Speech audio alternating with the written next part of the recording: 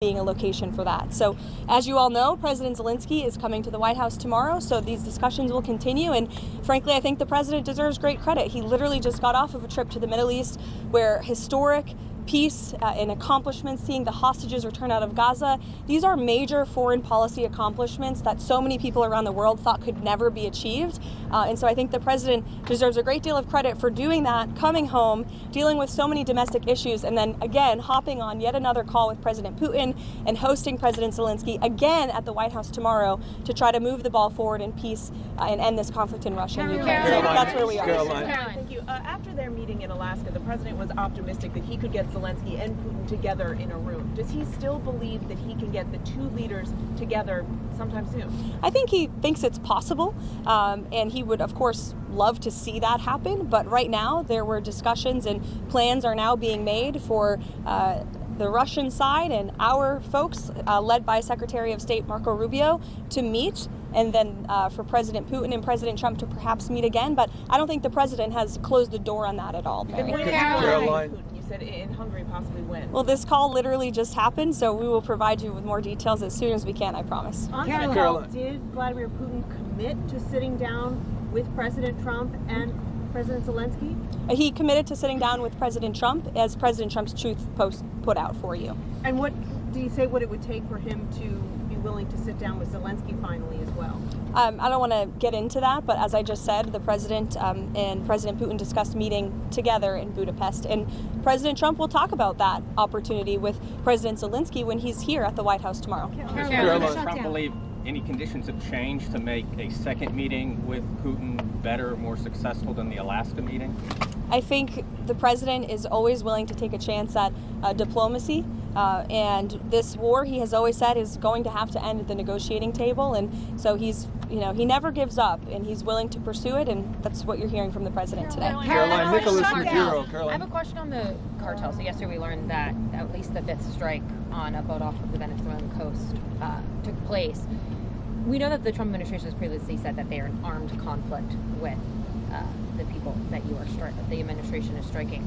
Who are these people? And don't you think not only the people, the American people, but lawmakers deserve to know who they are? Narco terrorists who are trafficking drugs illegally to the United States of America. That's who we're in a conflict with. And the president's been very clear, and he's been very transparent about these strikes, releasing classified video, unclassifying that video, declassifying it rather, for all of you to see, and to let the public and lawmakers know with each of these strikes. And there should be no surprise for this. The president campaigned on using every lever of power to go after the drug cartels who have been trafficking illicit poison into our country for far too long. And you heard the president speak about this yesterday. There was a question about why not just use the Coast Guard to grab these boats and grab the drugs on them. That's been going on for years and years, and the drug epidemic in this country has not gotten any better.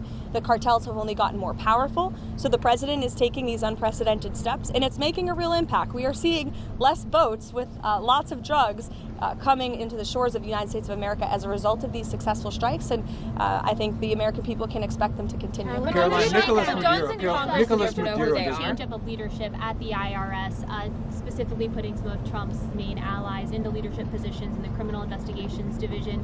There's reports that George Santos is on the list to be investigated. Is there anybody else that you know of that is being looked at or being mentioned of being looked at? Not to my knowledge, no. You'll have to reach out to the Department of Treasury. Nicholas Maduro. Does the White House have a response to the court case that prevented your shutting down rifts going through? Does that take away the president's leverage to end the shutdown? I'm so glad you asked, because I have a very strong response. This is another far-left partisan judge who was smacked down by the Supreme Court in July for ruling on this exact same thing. In May, this judge tried to say that the President of the United States does not have the executive authority to hire and fire in the executive branch. Literally, nobody would ever try to make that argument except for someone who is extremely partisan. And of course, the Supreme Court rejected that ruling in July, and they said, no, the president does have the ability and the legal authority to fire people from the federal government. That is a responsibility of his job as the head of the executive branch.